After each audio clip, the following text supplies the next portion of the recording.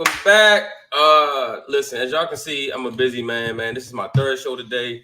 But hey, the draft is in 4 days, so I can rest when everything is done. No rest for the weary. But I'm pleased to be joined by a guy that is well respected in the Ravens community, especially when it comes to this here NFL draft and the Baltimore Ravens. My guy Yuri, host of the Ravens Way podcast. What's up, Yuri? How you doing? I'm doing good, man. I'm ready. This is what we wait for, is what we build up for really since the late December is that's when you start thinking about the draft, and you go in the process, you start evaluating prospects, and we're here. It's draft week. It really is. It's NFL fan Christmas, at least for me. Yep. My favorite time of the off season, my favorite time really in the NFL in general is the draft. I love the process so much, and I'm glad, thankful you had me on, Yeah. and I look forward to getting into it with you. Yes, sir, man. Look, obviously, I hadn't gotten a chance to talk to you. I know it was a very disappointing end to the Ravens season. Go 14-3, make it to the AFC Championship game, and then they lose that game. What was your biggest takeaway from that game? Like after the game ended, obviously in disappointment. What was the thing that you said? Okay, in order for us to get back, we need to do what? So I was at the game. Thankfully, the tickets weren't mine, so I didn't have the $570 attachment to the loss with it. But I would say that there was obviously some execution errors. The Zay Flowers fumble, interception as well in the triple coverage. The Ravens probably had a couple chances to at least make that game a little more competitive, maybe swing the momentum back their way. But my main takeaway from that game really is that in order for us to get back to that moment, and not only get back to that moment, but not be on the same end the next time around, Right. I really think it's going to be redefining the pass offense and adding more playmakers and better pass protectors.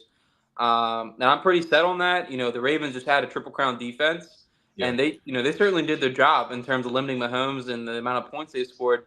But I think when it gets down to it, and you get in these postseason games, and you have these quarterbacks that can really sling the football around the field. I kind of want that on my. I want the when it gets down to it's third and goal, I want the defense to not know where it's coming from. Okay. I want to be able to sit there. I want to go five wide. I want to be able to have the five guys up front be able to hold up in pass protection, and I want the receivers to be able to get open. So I think that's really my main takeaway is the next time we're in that game, to have another winner on the outside as a receiver, and hopefully, obviously they gutted the offensive line, have better pass protectors as well. I think that's really my main takeaway. Agree. So would you say you're in the minority of the fans who say the Ravens need to run the ball more in the playoffs, or do you feel like it just needs to be more balanced? I'm probably in the minority. I think they do need to throw the football. I mean, I think the Lamar 2019 game, they threw the football 43, 44 times, and obviously the receivers dropped the ball. And this past game against the Chiefs, it seems like a common theme, at least in my opinion, in the John Harbaugh era, is when they get to the playoffs, they like throwing the football. Joe Flacco during that playoff run, and there was balance. Don't get me wrong, there's balance, but Joe Flacco was averaging 35, 36 pass attempts a game. So. I'm probably in the minority. I think that passing offense wins championships, and in terms of attempts, almost exclusively all the past 10 Super Bowl winners have been top 10 passing offense in volume, just strictly volume, not efficiency, not EPA, not all that stuff, just volume. So I would say that in order for the Ravens, now obviously balance is great, and Derrick Henry can do a lot of things for you, and Lamar Jackson already does a lot of things for you in the run game. But I would definitely say that in order for us to get over the hump, I think our passing offense needs to be at least top half of the league in volume, just strictly volume, because we've been bottom 5, 10. I would say under Lamar, we've been bottom 10 every year without a doubt. No, I agree. And then also there's this aspect of you don't throw it a lot during the regular season, and then you try to throw it a lot during the playoffs, and you don't have the reps, right? And Yeah. then all of a sudden you're expecting something to just happen magically that you didn't work on during the season, and then you're wondering why the pass is just a little off, or the receivers are dropping the balls because they're not used to that sheer volume that they get in the postseason that they just weren't getting in the regular season. So that's actually a good point. Obviously they brought Derrick Henry in, and they are going to run the football a lot, but that should make the passing game easier because when you have Derrick Henry in the backfield, Lamar Jackson, that's going to bring 8, 9 in the box. Safeties are going to have to creep up to try to help stop the run, which means now our receivers just have to win on the outside in one-on-one coverage, right? And they just got to beat man coverage outside. And it reminds me a lot of the Titans around 2019 when A.J. Brown was there with Derrick Henry. Defenses had to pay so much attention to Henry. A.J. Brown was just eating on slants and digs and post routes. He was having a field day. And hopefully a guy like Zay Flowers and any other addition that we bring can also add to that. What do you think about Isaiah Likely and Mark Andrews and those guys being used together? It seems like they can only be used one at a time. Yeah, I mean, in the past, I think 12 personnel, especially this last year, I felt like 12 personnel was a very efficient offense. I felt like they could have used more and Yeah. set up play action and maybe help the run game just a little bit because we didn't have the best running backs, especially towards the back end of the season. But with this year, you have Derrick Henry, and we'll see. I guess we'll see what happens with the offensive line if they really do invest a lot in it. Even Yeah. then, you have rookies stepping in, and those guys aren't always going to be up to speed right away. So maybe early on they use more 12 personnel. But in terms of just strictly the tight ends and skill group, there has been a lot of times in the past where not both tight ends are always eating. It feels like it's always going to be one or the other. I mean, you have Gronk and Aaron Hernandez, and even then, that only worked for such a limited amount of time. But like, it's just I'm not. We've already had the likely wide receiver 2 experience, Yeah. and we've already had the Mark Andrews wide receiver 1 experience. So I think the best. I still think the best foot going forward is 11 personnel and having 3 receivers on the field. I don't think the goal should be to flood the middle of the field, get two tight end receiving threats out there, and consistently target those guys. I think the reason why Monken was brought in was so that he could spread the field and basically run a basketball offense and let Lamar be point guard. And I still believe in that theory. I mean, that theory, even the Ravens didn't throw the football a lot last year. That theory really did help them with a lot of their in-season success.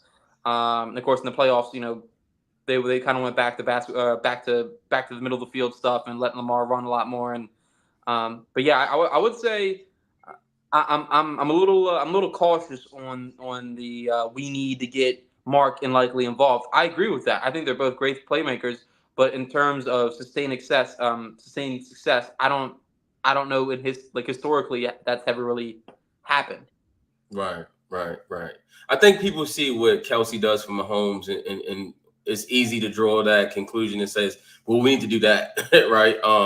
Now Kelsey is a rare breed, and not to say Mark Andrews isn't as well, because he's an all-pro tight end, and I honestly feel like Mark is the second best tight end in the league. I think Kelsey's 1, I think Mark's 2, and then I would probably put Kittle at 3. Kittle's a better blocker, but if you're talking about just the all-around package as a receiver and everything, I think Mark is definitely number 2. So that kind of brings us into present day, 4 days away, NFL draft. Now you're a draft guy, right? And I've known that since I've known you. 2 years ago? It seems like it's so crazy. It's like 2 years ago. We met on Spaces on Twitter, and we've been talking draft ever since. And you're someone who I respect your opinion on the draft because I know you do your work, right? I know you watch film.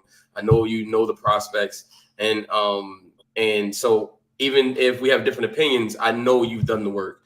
And so my question is, for such a young guy, how did you get into the draft? And like, what was that moment for you when you was like, I love this, like, and I want to do this? So I would say it started like I want to say 2021. Mm-hmm. right around when I turned 18. Okay. I don't like when people like speak for me, and so when the draft will come around, you have these analysts up there, right? And they're Yeah. telling you what to think, basically. Kind of, I mean, Yeah. they kind of tell you what to think, and it's not so much of the information, and you get to interpret it. They're Right. already interpreting the information, so I'm like, you know what? I want to know the information. I'd rather know the information and interpret for myself, and then hear what they have to say and kind of bounce back off that instead of it going the other way around where it's bounced off them to me. Agreed.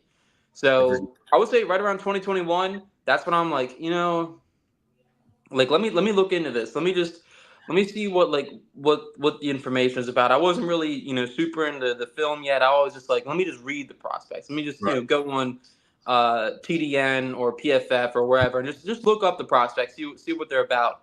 And then I realized I'm like, well, if these guys can form opinions and half the time they're wrong, why can't I form an opinion? Exactly. Um, They get so I'm paid. like, I know exactly. So I'm like, well, if I'm wrong, no one's paying me to do it, and if I'm wrong, I'm wrong. So I would definitely say around 2022 is when I fully like went into it. Started watching film, started looking at different analytics for people, and all those things. I would say around then is really when I started to fall in love with the process. Yeah. It's not always. I feel a lot of time, we're always wrapped up around the end result, but man, it's the process of the draft that really gives me satisfaction of just like you're going through the what's the guy's name, Caddy Cutups Yeah. list, Shout and out to you Eddie see. Yeah, you see. Yeah, shout out to him. Shout out to him. Been following him for a long time. Um, Mhm. and you see a prospect on there, and you're like, man, I've seen a couple guys. I've seen a couple people talk about this guy. Like, let me Yeah. let me just watch one game, put it on 2 times speed, just see what they're talking about, and then you go from there. And then 3 months later, this guy's being talked about as a top 50 prospect. When 2 months ago, he's being talked about as like a fourth round guy. Like Mhm. that's where I find the satisfaction of like being there in early January, uh, middle February, and you find somebody, you identify them, and as time goes on, they start moving up. You're like, hey, maybe I like this thing. Like maybe I like the idea. Maybe not the idea of being right, but the idea of like identifying Yeah. Talent. someone talented and then Mhm. watching them go up the ranks as time goes on. So Yeah. that's really the almost a selling point for me is Yeah. like being there. Like for example, this year, like Troy Foxenu in January, he was like a 30th to 35th pick, and I'm like every time I watch him, like this guy's like top 15 without a doubt. Like Yep. at the latest.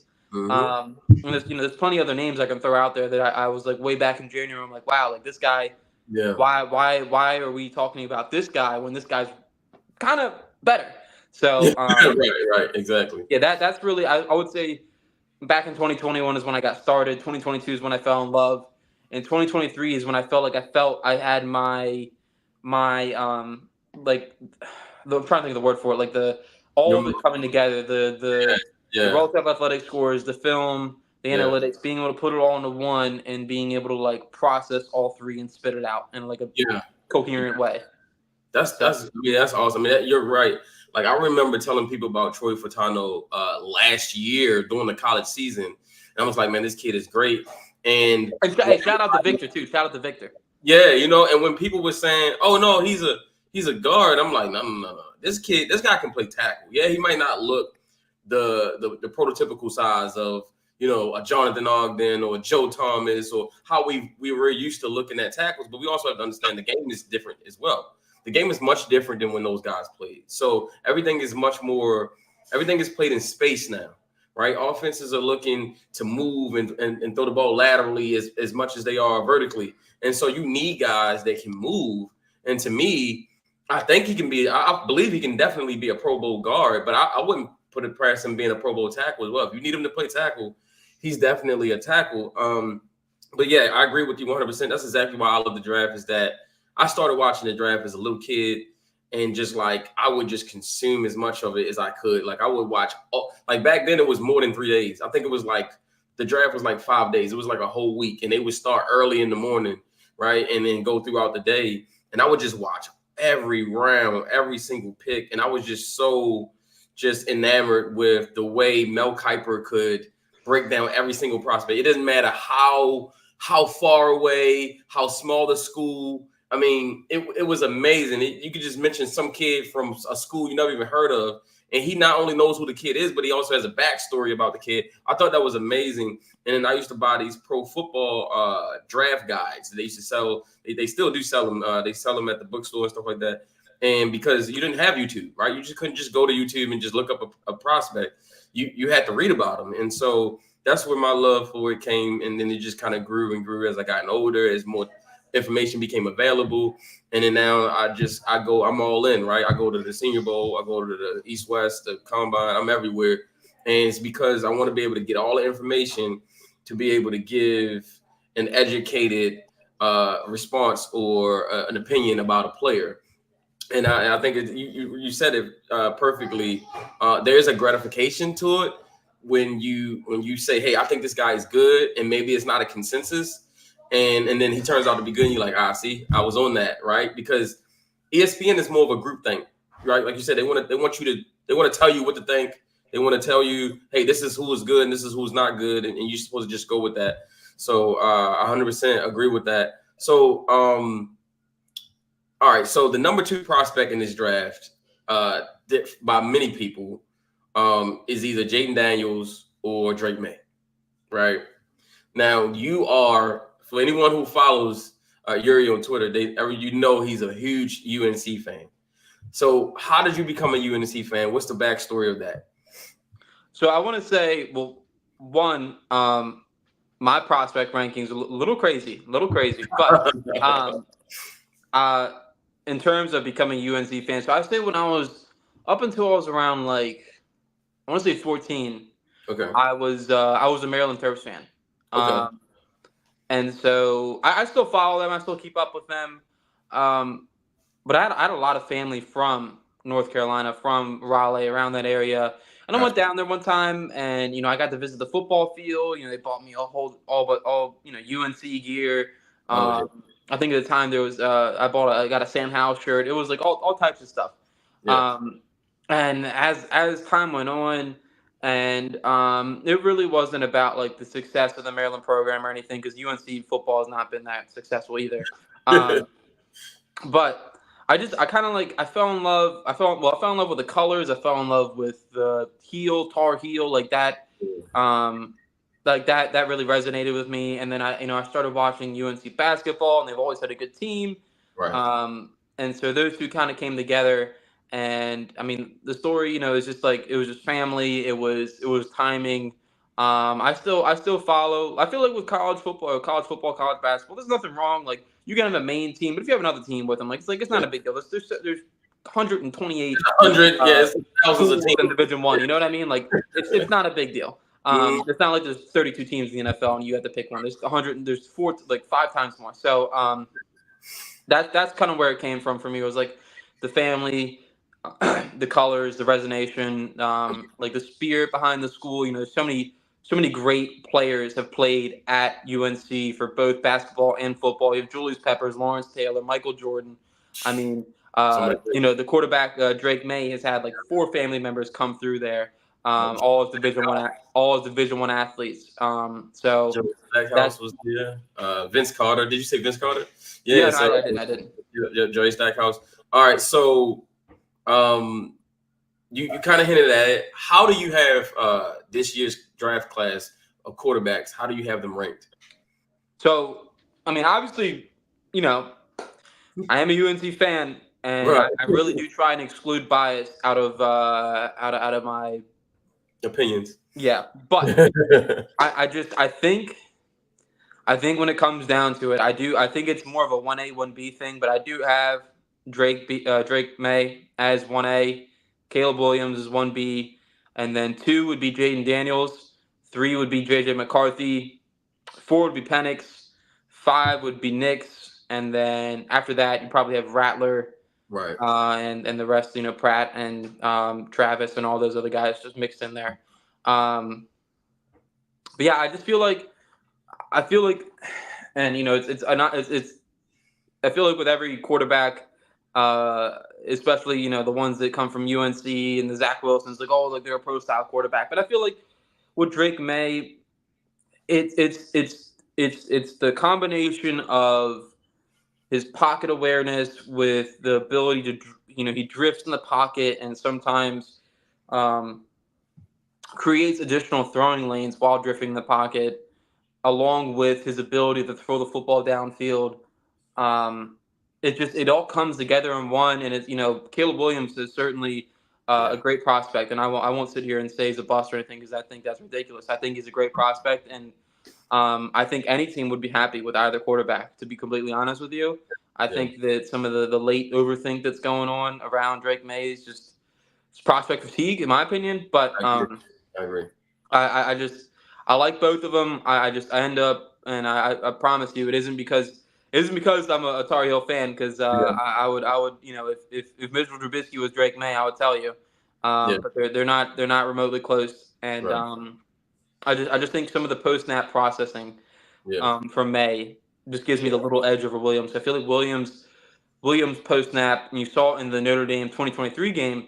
mhm. And of course, USC's offense is one of the worst offenses you can play in my Jesus. opinion. I have problems with it. I have severe Mhm. problems with it, but that's another topic. Um, but I feel like a lot of the times, sometimes he'd be a little late to Yeah, reads, getting through his reads. Post snap, now pre snap, he's great. yeah, He'll if he sees someone open, he'll get it off quick. yeah. But post snap, once we're talking about 2.5 seconds after the ball snapped, I feel like Mhm. that's when you start to see Caleb maybe struggle just a tiny bit in post snap processing. But the nice thing about that is you can always make better decisions. Right, right, That's not an unfixable thing. right. So yeah, that's kind of that's how they have the quarterbacks shaking out. So I'm And right there with you actually. I don't have May number one, but the way I'll rank the top five quarterbacks. So for me, it's Caleb Williams one, it's Drake May two, it's JJ McCarthy three, and then Jaden Daniels four, and then five is Penix, right? And like you said, I do think it's fatigue. I mean, this time last year, everybody's saying Caleb and Drake May are 1-2, right? It's kind of like the draft back when it was Trevor Lawrence and Justin Fields. It's Lawrence is Fields, it's Lawrence is Fields, and then all of a sudden the draft comes, and here comes what's his name, Zach Wilson out of nowhere, right? Because he had a good year during COVID, and all of a sudden we just forgot all the tape from the past 2 years prior to that season. Like I just don't like. I agree that the most recent film is important because it's the most recent film, but it's like it seems like sometimes we just disregard all the film that happened before that. And to me, all of that makes up the pie. And Drake May had the year before had one of the best seasons of any college quarterback in like ever, right? And had it not been for Caleb Williams having an even better season, he might have won a Heisman, right? And so, and even in the down year this year, people say, well, Caleb had a down year or Drake May had a down year. And I'm like, hold up. Caleb Williams threw for over 3,500 yards, had 30 touchdowns and 5 picks, and 3 of those picks came in one game against Notre Dame. So, like, where's the down year? Yeah, he had some down games, but I don't think he had a down year. And he had the worst defense in the country. His offensive line was terrible. There's not one prospect on that team that's a projected first-round pick in this draft besides Caleb Williams. So yeah, that tells you everything you needed to know about that. And then Drake May lost so much talent in the draft before when he lost Josh Downs. He lost some other guys up front, and you saw it, right? I don't even think he did. Correct me if I'm wrong. Tez Walker didn't play the beginning of the season, right? Because he had to get a clearance for something nope. before he was eligible to play. So he didn't even have a big time receiver the whole season. And so I think it's kind of like what you saw with Will Levis, where once the talent left, he felt like he had to put the Superman cape on, and he had to be more than what he had to be or what he needs to be, and that kind of leads into mistakes. All right, so give me before we get into this mock, give me your favorite prospects in this draft. Give me 5. It could be any position. So I would go Malik Mustafa, safety from Wake Forest. Yeah, he a dog. Um, I've been on him since February, and of course now here we go, getting late hype on him, and he's gonna Mm-hmm. go. He's gonna go a little more ahead than where I was hoping he'd fall to. I Had to hope get pushed up too high. everyone wouldn't see that he would run downhill like a maniac and destroy people. I was hoping no one saw that, but everyone sees it. Right. So he he's must one. be Chancellor a little bit. Got a little Cam Chancellor to him. Yeah. The other one, another one is Max Melton from Rutgers. I like his explosiveness. He tested very, very well, and he's lined up inside plenty of times against JSN back in 2022. Yes. And he held his own. So I like him. I like his quickness. I like his ability to play inside and outside. I really do. I don't think the 5 foot. I think he's 5'11". He's 5'11" flat almost. So Okay. I'm not worried about that. Plenty of 5'11" corners I can go off the top of my head that played outside in the cornerback in the NFL have been fine. Number 3, I'm trying to get deep in my bag here. Mm-hmm. I would say I'm trying to stick away from the corners and the safeties. I do the late day 2, early day 3 range. I love so many cornerbacks and safeties there. Saying this weak corner class, and I'm like, no, there might not be the stars at the top like normal, but this isn't a weak corner class at all. No. This is, and maybe this is a hot take. This class trumps last year's class by a lot in terms of just pure talent. I mean, maybe not as deep as last year. Yeah. Honestly, probably as deep as last year. Maybe it's more deep. Yeah. But I really, this class, I have so many guys that are just highly rated, and I just don't have the stars of last year because last year, yeah, Gonzalez and all those guys. Yeah, they do have the offensive stars though. They do have the offense, but it's not receivers and there's receivers, but it's a whole bunch of tackles. It's a whole bunch of that. Those really are the stars of the class. Those are the stars of this draft. Yeah. Yeah. And of course that doesn't get as much love as the corners and the Will Andersons and the going to my number 3, I would probably say it's tough because I have these guys so closely rated, but I probably would say Cooper Bebe from Kansas State. I mean, he can do what you need him to do. He can play gap. He can play zone. He's physical. I like his pass protection chops. And I'm trying to stray away from my list I put out earlier because I saw you retweeted, and I don't want to stick to that. I don't want to stick to that list. Okay.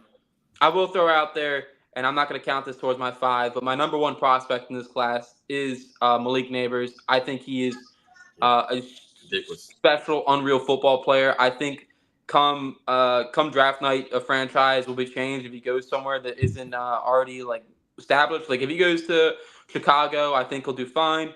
But if he goes somewhere like the Chargers, where he's going to be the number 1 right away, or even the Giants, even the Jalen, I don't have a lot of faith in Daniel Jones. I think he's that good of a player where you can just go like that and I would love to see him with Herbert in LA. That would be mad. That. But my number 4 officially, I would probably say trying to stick to different positions here. I would say, I mean, you can't go wrong with Ladd McConkey. I mean, you really can't. He does. He can play. He can play the Z. He can play slot. He's got good route running. He runs a 4.39.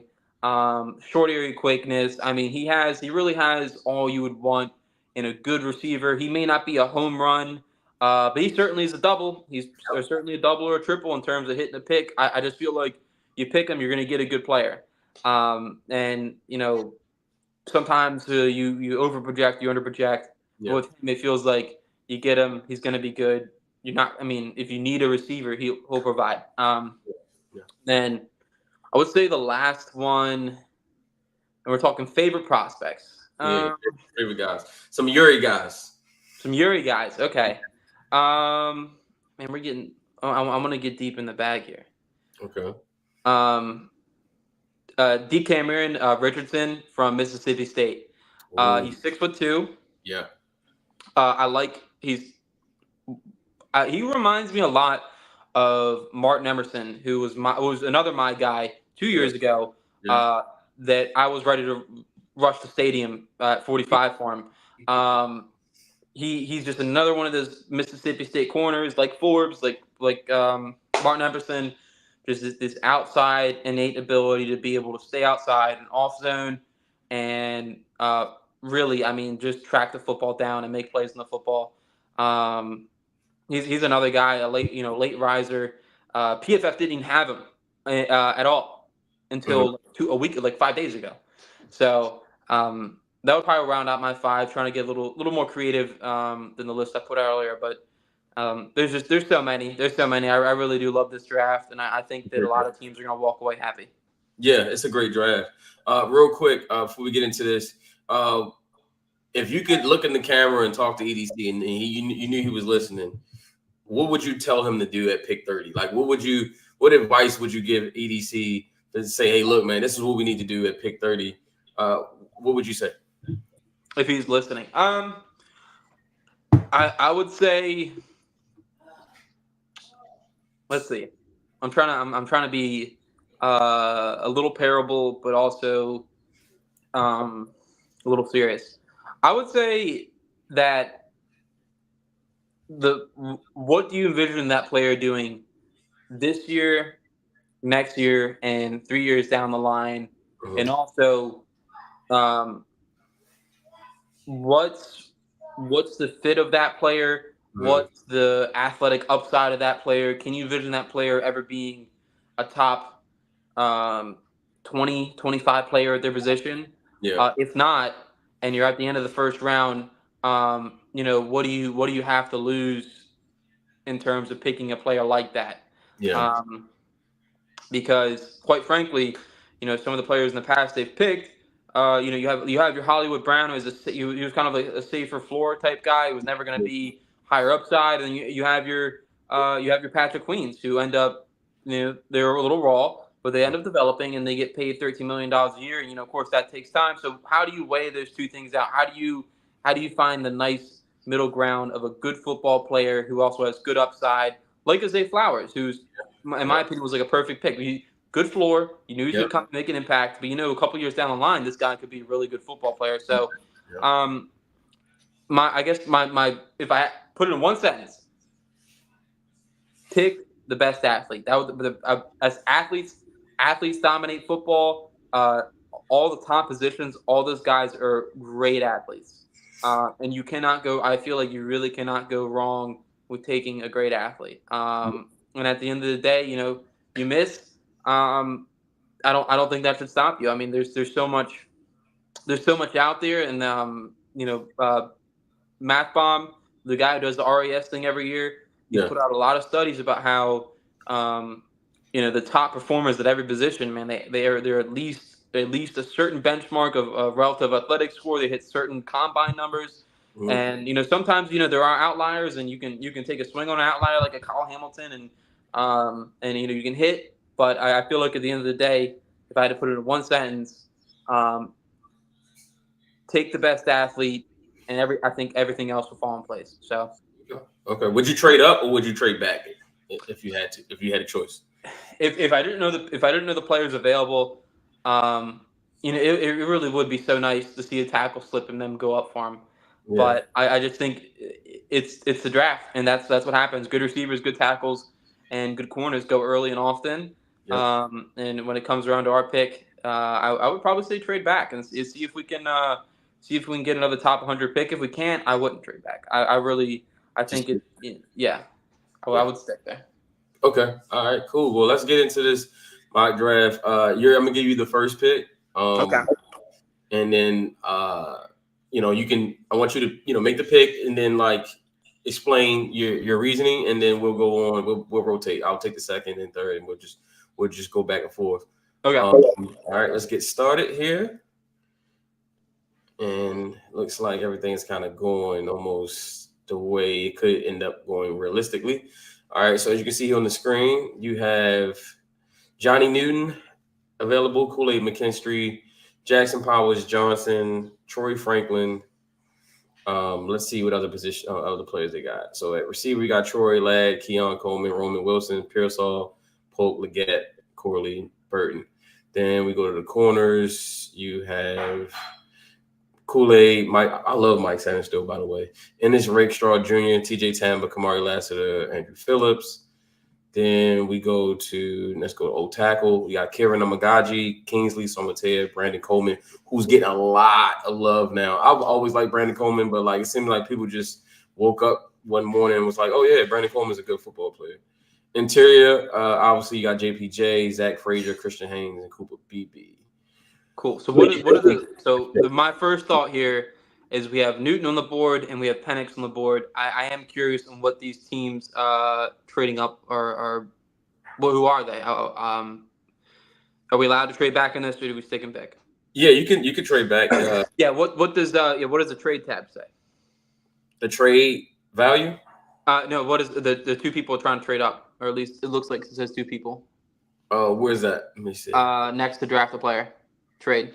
Oh yeah. Okay, yeah, 6 right here. So we have 6 teams trying to move up. Yeah. So we have Arizona, and then who else? You got to hit the down Chargers. bar. No, pop up other ones. Yeah, Chargers, Titans, Raiders, Steelers, and Broncos. Okay, so the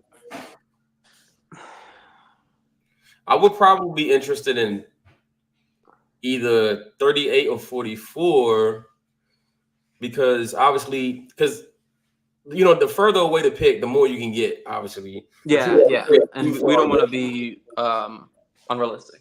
Yeah, right. And you don't want to go too far back, but at the same time, you want to go back where it's worth your while.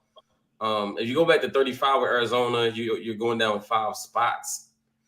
I don't know what that would look like as far as what they would have to give up. So I would say right here, and I know Jeff Drubeck did it in one of his mock drafts, but I'm probably going to trade back with the Raiders for 44 and 77. Okay.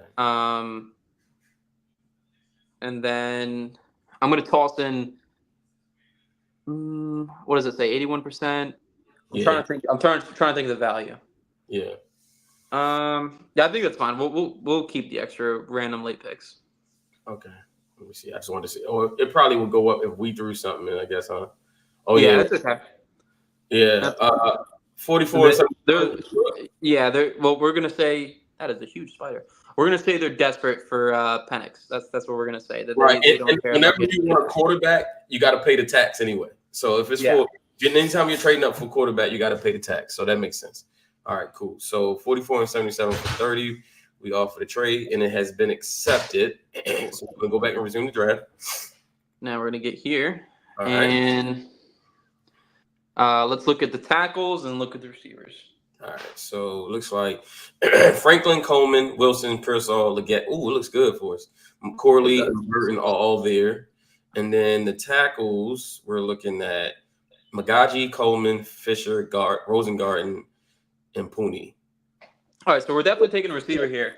Matt, it right now in my head it's between Leggett and Coleman. I agree.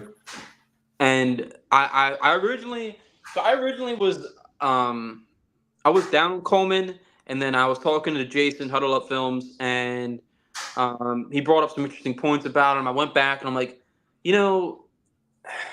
if the narrative now around George Pickens is that he can't separate, but he still makes great plays, can Coleman be that guy? Can he be in that same mold of maybe not the greatest separator, but he when the ball's thrown his way, he comes down with it? I mean, the dude's ridiculous body control, and the way he, is just some of the catches Keon Coleman makes is ridiculous. I think he's going to be a better pro than a college player because he had terrible quarterbacks to play with his entire career. And then if you look at there were games where he just absolutely dominated. If you go back and watch the LSU game, I think he had 166 yards receiving and 3 touchdowns. He can be dominant, and I think he'll just only get better as he goes to the next level, especially once he gets better quarterback play. So I do like Coleman. And I think Leggett is a freak.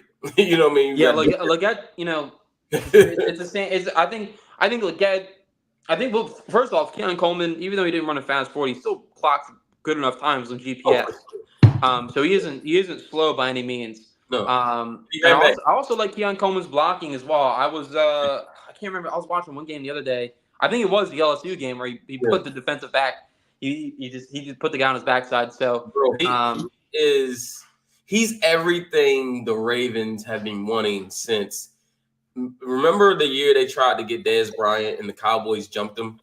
I feel like since Anquan Bolden and since back in the day when they tried to get Dez Bryant, they've been looking for that big body X receiver on the outside. They got the small jitterbug and Zay Flowers. I think Coleman would be the perfect running mate. I do love Xavier Legette, don't get me wrong, but Coleman is a little bit bigger. I think he's 6'3" and a half, and he can punish defenders on blocking. And I just think Lamar needs someone he could just throw jump balls to. Yeah. Just to make sure I'm not overlooking anybody here. Let's take a quick look. Just to take a quick look at the defensive players available. I don't want to. You want to look at what position? Corner. Yeah, we'll look at corner. Look at corner. So we got Sarah there. Tampa's there. I know Sarah still being here is definitely tempting.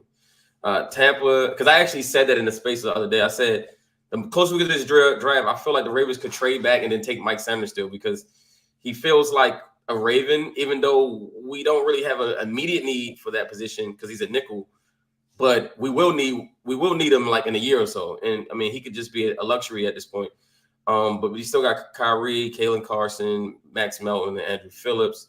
Yeah, I think we're going to stick at one of the two receivers here. But I will say, we could draft a punter as well. I will say that Max Melton being there is surprising because I think one in these mocks he's starting to go around the range I think he's going to go, which is 35, 36 to Arizona or Washington, because the skill set's so rare. It really is. You don't have you have a bunch of tall and slow in this class, and you have a bunch of medium size, and you have two medium sized and fast guys, and that's Phillips and Melton. So I think those guys' skill sets are going to get pumped up a little bit. But we're going to stick here with receiver, and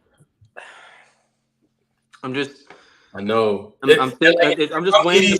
And I got to pick between Legette and Coleman. I'm like, oh man. I mean, at that point, you kind of take a vote around the room and just be like, let's see where everybody stands on it. Because I feel like there's no wrong answer. But if you're asking me as your draft partner right now, I would say Coleman. I just love Coleman.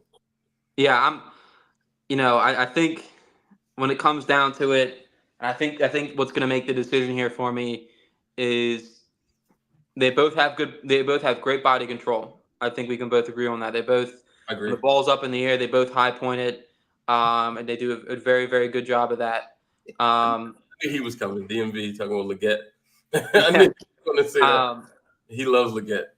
And then we're thinking about what are they doing at the top of the route. I feel like that's something that's really important to me is how are they hand fighting at the top of the route to create separation? Because sometimes guys create separation in different ways. It's not always just route running. Sometimes it is creating leverage with your hands and being able to push off without getting called for pass interference, because a lot of that happens in the NFL and doesn't get called. So, hey, think about this. Okay, so remember last year's draft, right?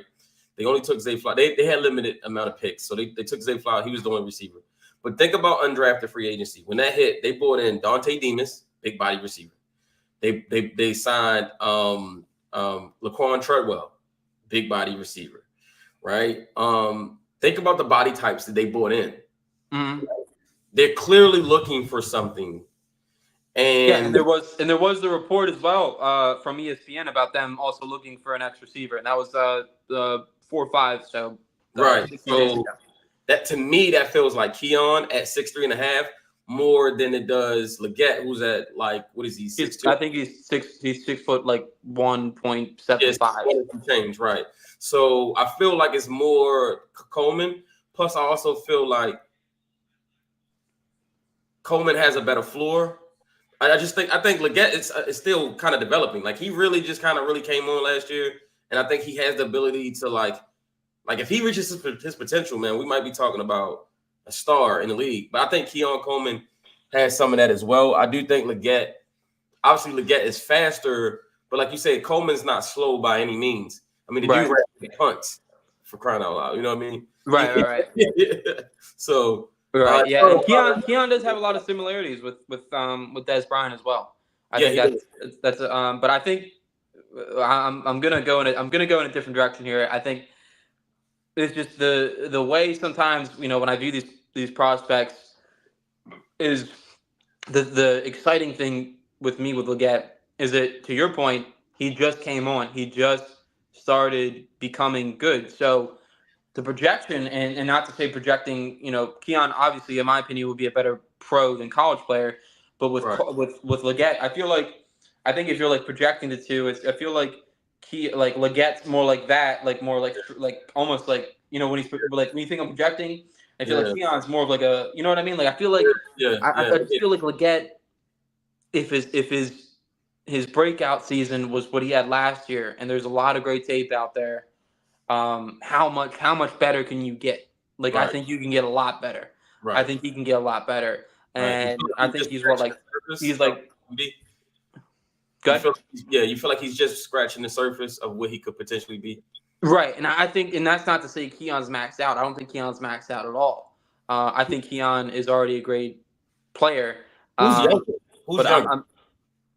Who's younger? Is it I think Keon might be younger. okay. Don't quote me on that though. All right, so Leggett is 23 and Keon Coleman is 20. Yeah, so that also plays into it. That also plays Yeah. into it because a Wow. lot of receiver success in the NFL and more so draft success has happened when the player happened to be younger. Yeah, Um, 20 years old. Wow. that just threw a wrench into my thinking because I'm like, well, Wow. I didn't know he was 20 years old. I I thought he knew was. he was young, but I thought he was Yeah, like 21 and almost turning 22. I didn't think he was yeah, 20. yeah. He's Um, all right. Well, I have to stick to my board.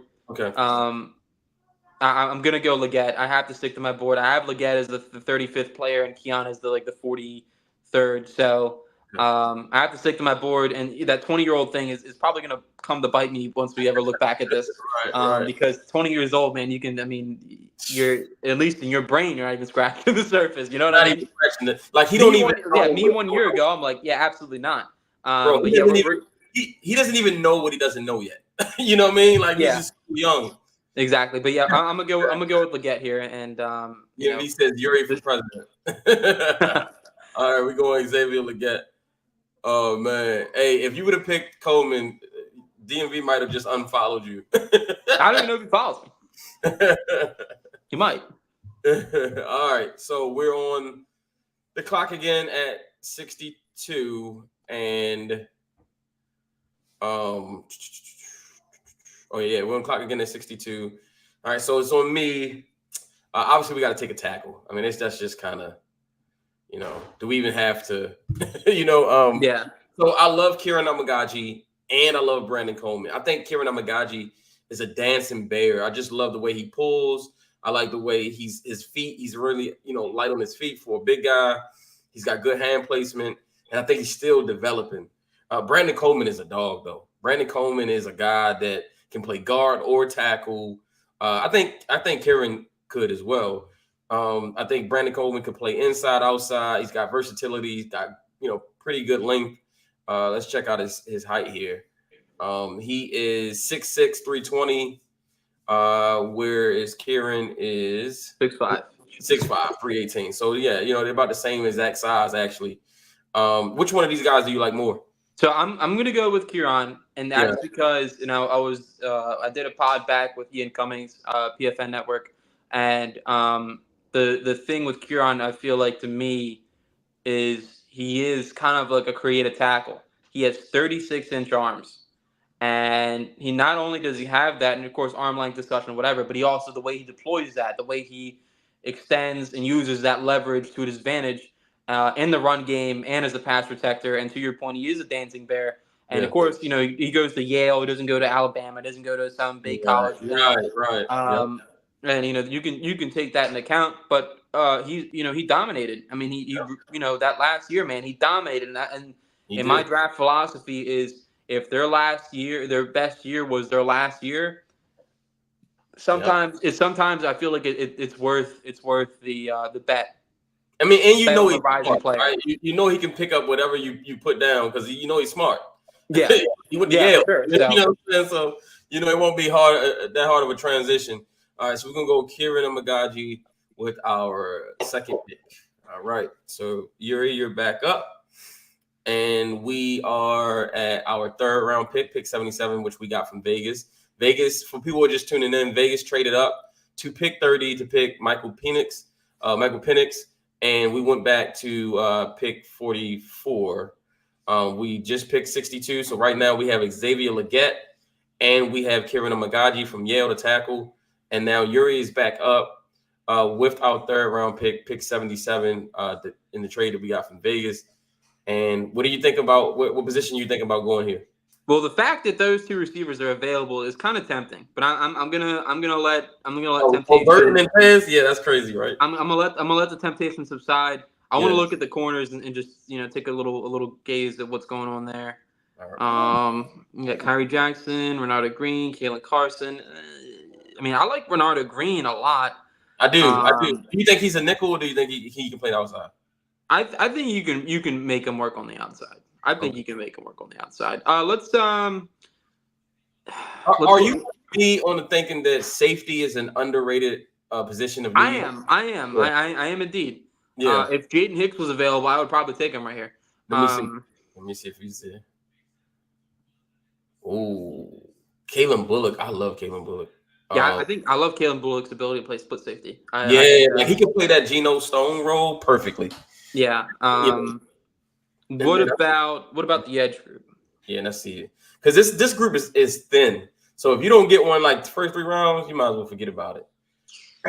All right. So I love Xavier Thomas. He kind of reminds me of what's his name? Tyus Bowser. He kind of gives me Tyus Bowser vibes. Right. He's a better pass rusher. I do like Austin Booker. He's lengthy, long guy. He's got to put on some weight, but he's got some tools. He's definitely got some tools. Kind of reminds me of Aldon Smith when he first came out of Missouri. Right. I know you had Mo Kamara on your list. I love Mo Kamara. Yeah, I think it is just a little. It's too early for him. Yeah, I feel like he's like a baby James Harrison. That's what he reminds me of. Just short, stout, but like hella physical. Can set the edge in the run game, and he has a crazy motor. The D line, the interior. I know it's not a need, but give me one. I'm gonna use the bathroom quick. Give me one. Okay, sorry. No worries. So Ravens flock. What we thinking? He said Bucky Irvin. This is way too high for Bucky Irvin. We're in the third round, buddy. I don't think we're going Bucky Irvin here. What do you guys think about what we did so far? So far, we got Xavier Legette and we got Kieran Imagaji, tackle from Yale. So wide receivers filled, tackles filled, and we picked up extra picks because we traded out of the first round. How y'all think we're doing so far? Hey, Eric, I didn't understand your question. You said, how is someone who is a Garrett Wilson clone safe? I think that he isn't in the big 3 bias. I'm not understanding. Who are you talking about?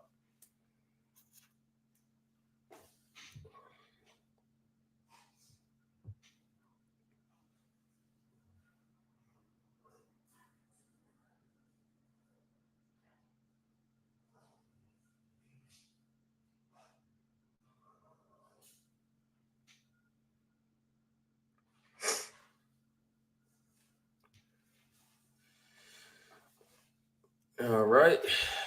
My co-host. Let's take a look at the interior offensive line. And yeah, that's a need too, obviously. Take a look at that. McCormick. I like both of them at the top. I like Mahogany too. You like Mahogany? Yeah, I like Mahogany, but I really like BB and McCormick is. Yeah, I'm looking at BB, and I don't think I can look away. Because I mean, you have Ben Cleveland, but he's on an expiring contract, and not that BB's also played tackle as well. I don't think he'll play in the NFL, but he has played tackle, and if you need him to play it, they're in a pinch. He's 6'4". I didn't know he was 6'4". I thought he was shorter. That's pretty. I mean, good. we're. Do you think we could? We got 2 third-round picks. Do you think we can hold off and get the guard, or because these guys are 93, 95, we at 77? Yeah, I mean, you could, man, but those 2 receivers being there is ridiculous, and I know, that's crazy. You think the Ravens would double dip? Like, I don't think they would. Maybe they would. I don't think they would double dip this early, but I think they would double dip. Well, I mean, they are a BPA team. I mean, if the best player available now. Now I don't think they would touch within this reason because from what I heard, he has some. Yeah, no, I don't think Burke. I think I'm only looking at Walker. I wouldn't take Burke just because of the off the field concerns. It wouldn't be realistic. Yeah. But honestly, or do we go Bullock? Do we go to safety? Or? I'm gonna stick to my board. I'm gonna go BB here. All right. I have him higher rated than some of the other guys on the board. Bullock is close to him though. Bullock is very close, but I just think. I'm not mad at all because I'm thinking BB and Voorhees could be your future guard tandem for years. Maybe you let Cleveland just run play the guard position this year, and because he's on the contract year, right? The Ravens, right. They motto, let him play. Hopefully he plays well. He gets paid, and then we get a comp pick, and then Cooper BB is your guard for the next 10 years. Right. So you're gonna go BB? Yep. All right, let's do it.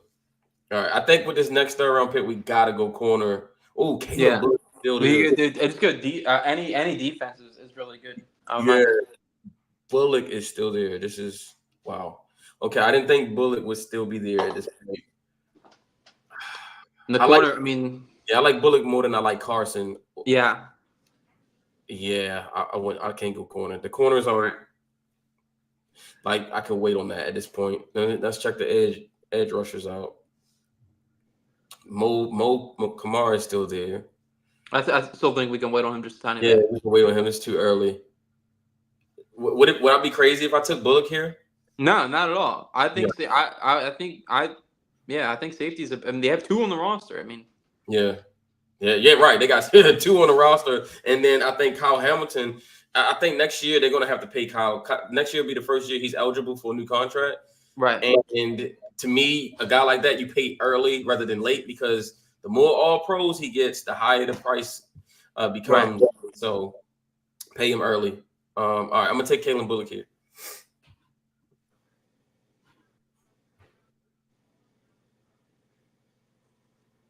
Sweating Beaks.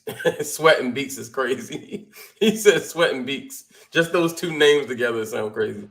Yeah. All right, so we're back up at pick 113. Still some good options. Oh, Sweat is still there. That's crazy. Nah, the DUI, he's probably off the board. Yeah, the DUI, right? So yeah, but it's not a domestic violence. They've had guys with DUIs. Do you think they would take him off the board completely? Yeah, I would. I feel like in the past they probably have taken people off for less. So we thinking corner now? Let's take a little look at edge. Kamara. See if Kamara's still there. Kamara's still there. Oh, right at the top. Yeah, if you don't take him down, you might not get him. Yeah, I think we're gonna take Kamara. It gives you something else that they don't have in the edge room, and they could certainly use a corner. But in my perfect world is the Ravenstein, Stephon Gilmore. Right. I feel like there's still so many good options in free agency. I think we don't have to reach for a certain position. Outside of offensive line, ain't no lineman really like that. I do like the idea of maybe getting Mekhi Becton after the draft. Yeah. But, yeah. All right, let's go Kamara here. I think he fits play like a Raven. All right. Now it's up to me, and I ain't gonna lie. I'm tempted to just take Braylon Allen right here. Right. And let him back up Derrick Henry for 2 years and then become the guy. He's so young. I think he just turned 20. Yeah, for sure. Yep. Would that be crazy if I took Braylon or? I don't think it's crazy at all. You can also consider a corner. Yeah.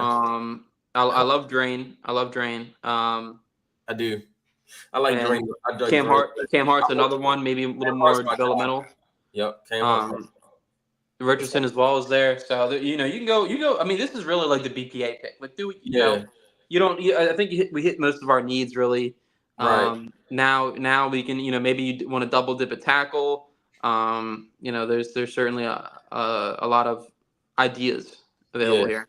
Well, I know EDC said they're definitely going to look to draft a running back, and now with the draft capital, to me, this draft is all about quality over quantity. And if you can get a guy like Braylon Allen, at this point in the draft, I think you just gotta do it, right? Like, I mean, I like Will Shipley, but I like Allen better. I think Allen would be the perfect guy to study behind Derrick Henry. Yeah.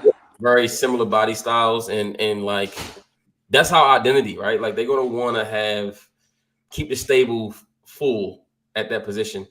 Real quick, let me look at receiver though, just to see if anything fell.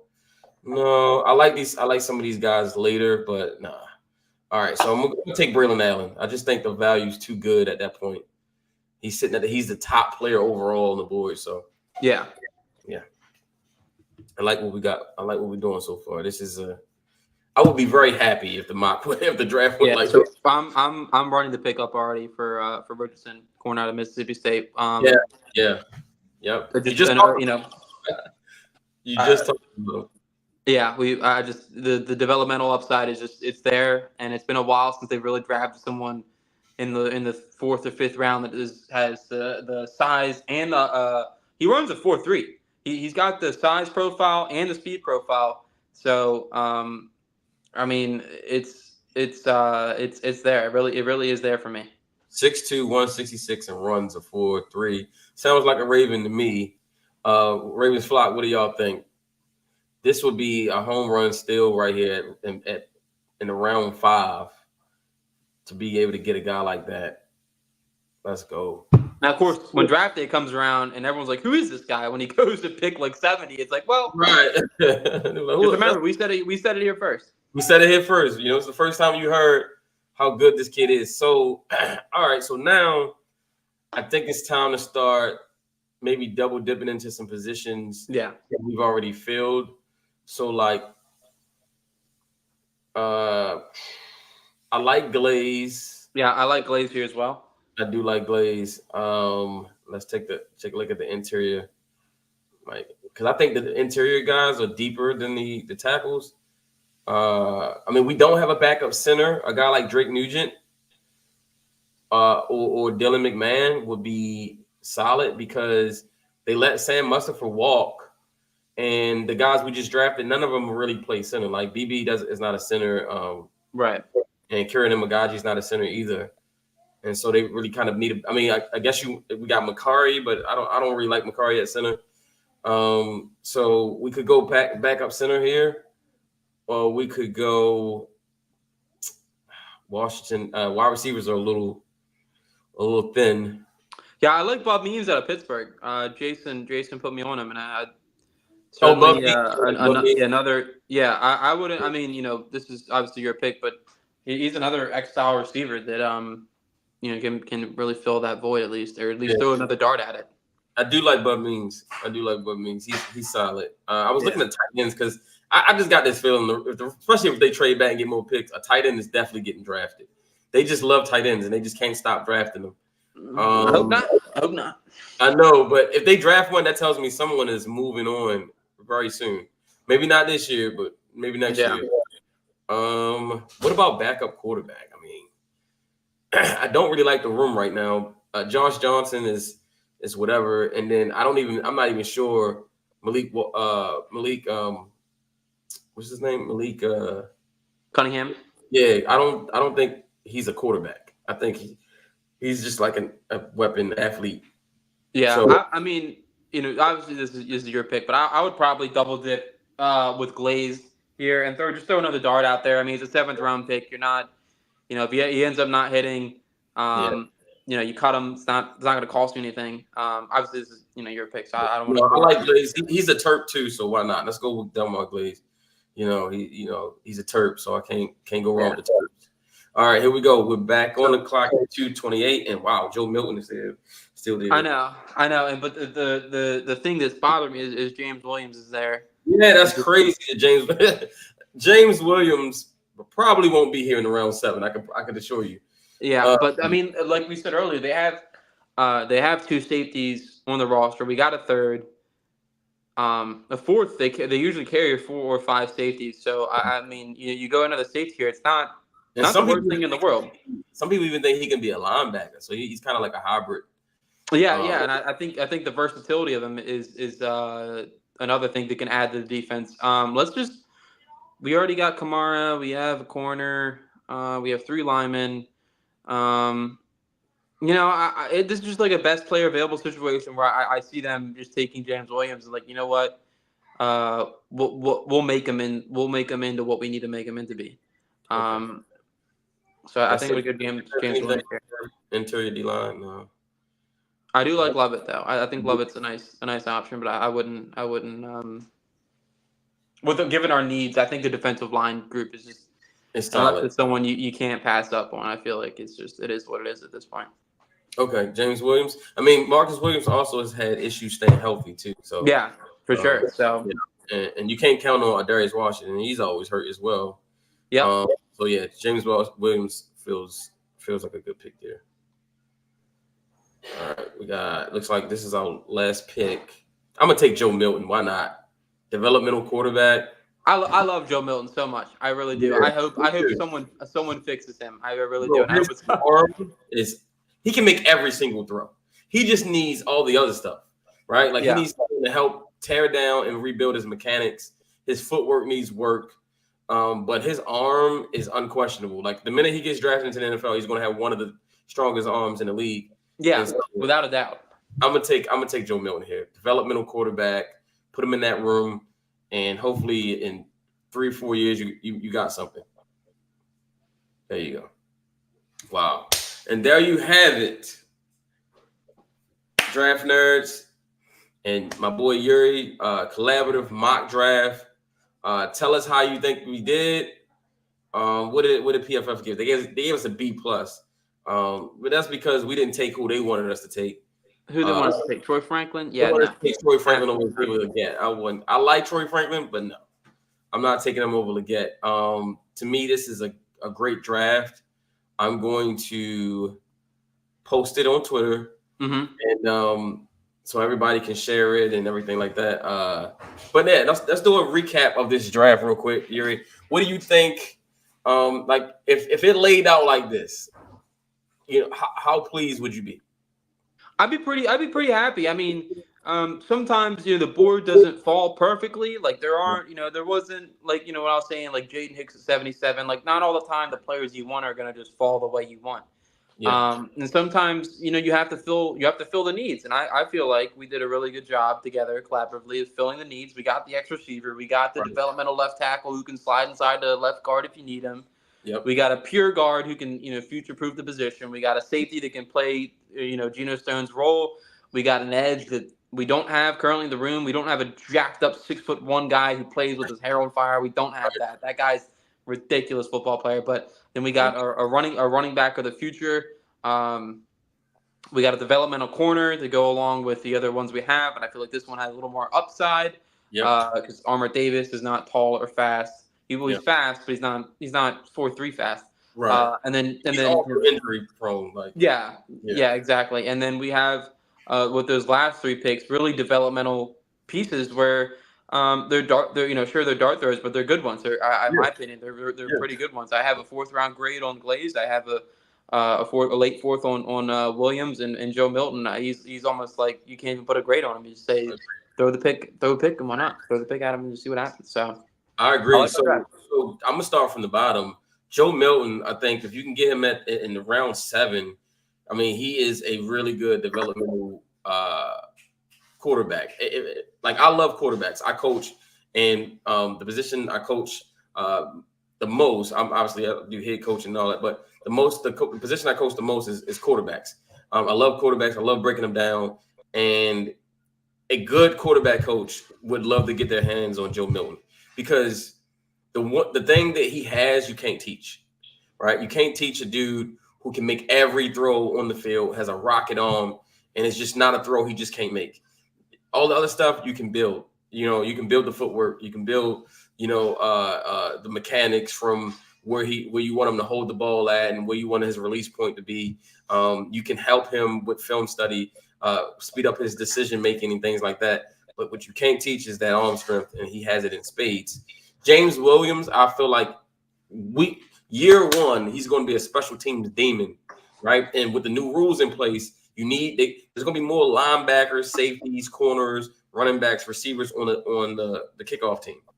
And I think he'll be a special teams demon. Delmar Glaze kind of reminds me of remember Jared Gaither back in the day? Yeah. It kind of reminds me of a Jared Gaither. You kind of get him in. He has a lot of physical traits, and you just kind of see how he develops.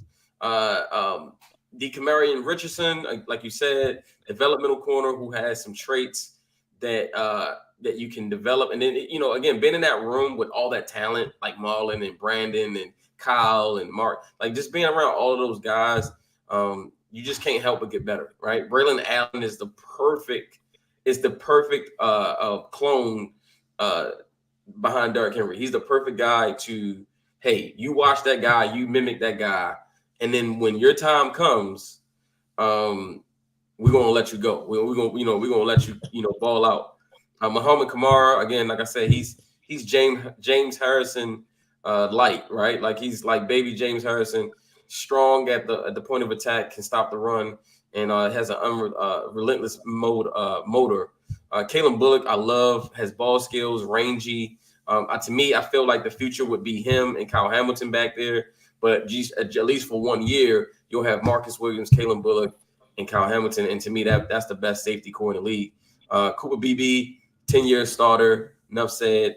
Kieran Magaji, high upside tackle, dancing bear who can move and can possibly be your left tackle in the future. But I know for a fact he can be your right tackle. And then Xavier Legette, the big body X, it runs a 4.3 that we haven't had, that we've been looking for a very long time.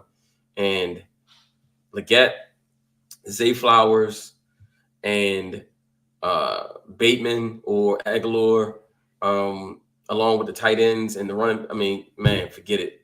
We would have an unbelievable offense. So I absolutely love the collaborative mock that we just did.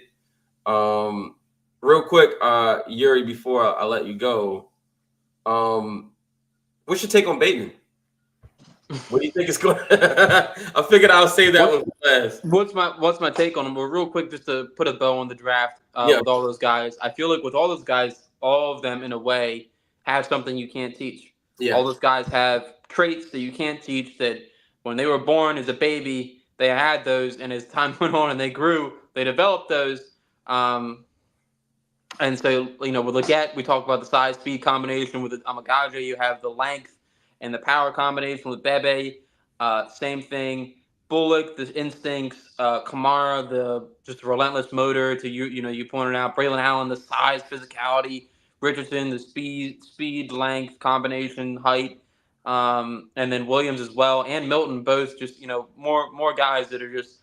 I love drafts like that. I really do. I mean, if this draft ends up being a complete wash, I would the next cycle around, I'd probably do it again and be like, well, we're gonna take the guys who have things that other people, no matter how long they work, how hard they try, they'll never have those things, and those are players I'll bet on. But the wrap it up, with Bateman, what do I think happens? Well, I really do think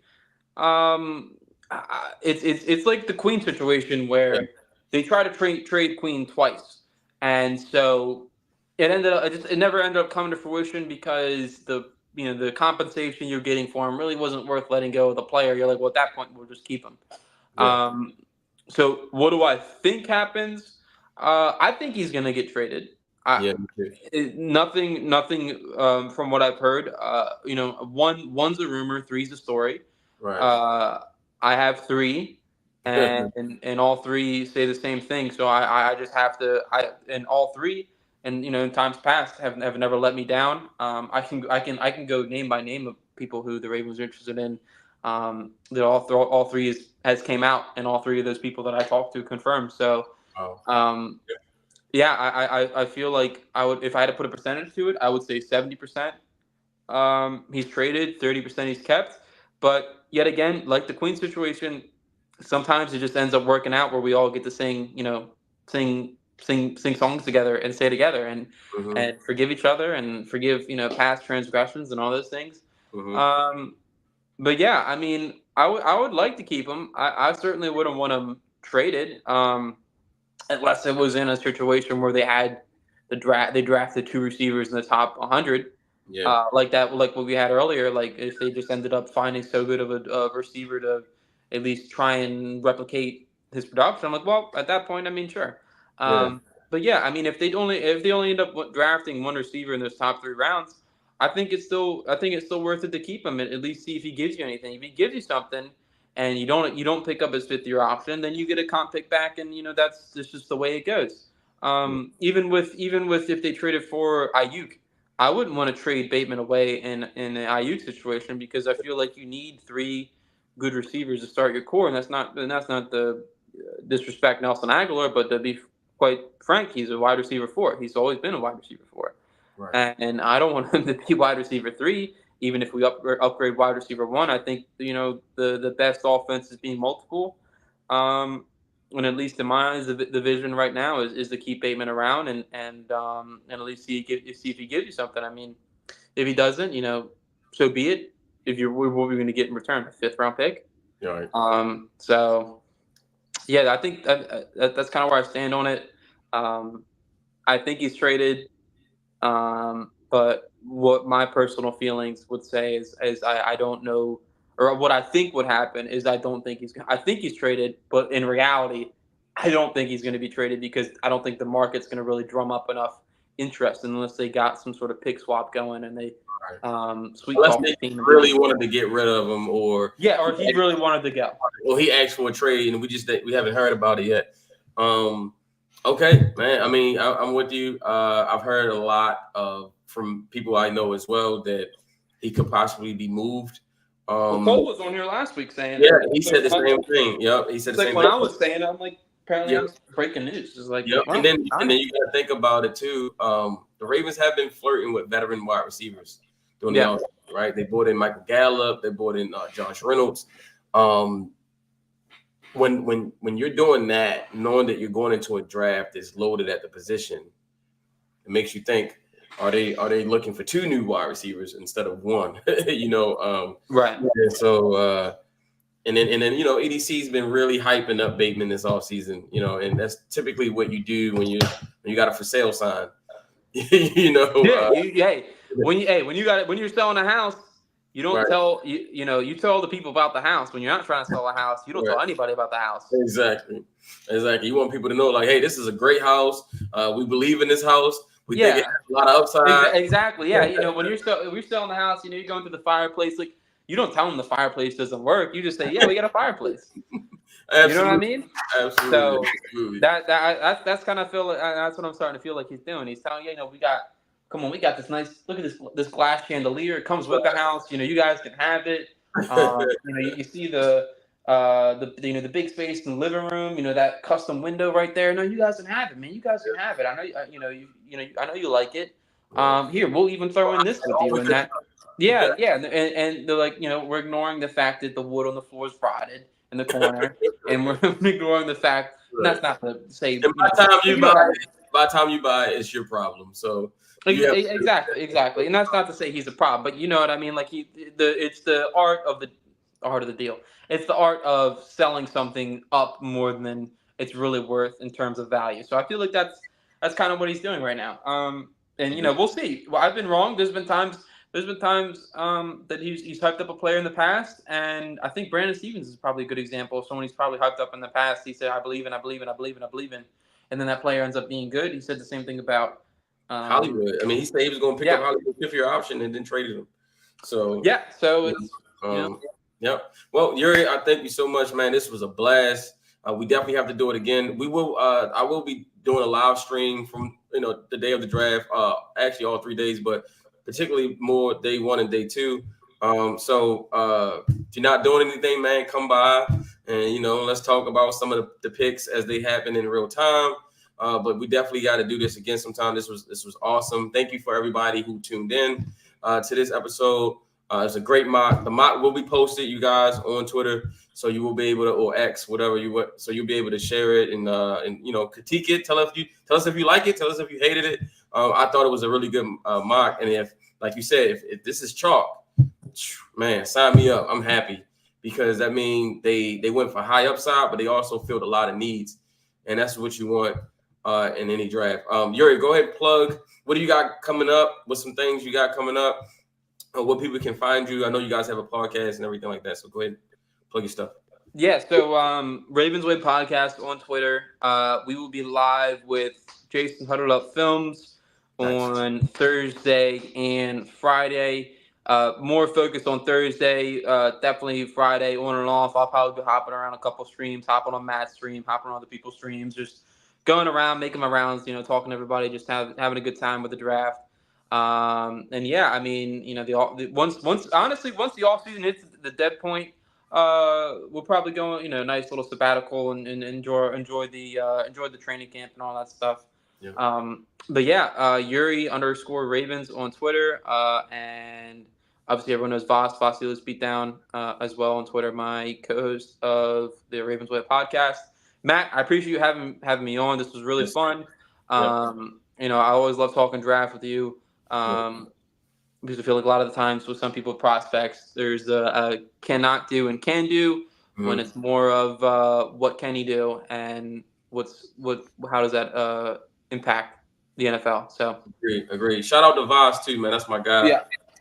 He has his own unique ideas of how to team build, which is very interesting, and it's always good to hear different things, right? And so this was really fun, man. And DMV says Yuri and Voss, a great listen. Yeah, I agree. I concur. Great listen, man. Those guys know their stuff, and they bring a unique perspective. Like Yuri said when we first started, it's not groupthink, right? They have their own ideas and thoughts about how you should build a team and the way that they would like to see the Ravens go.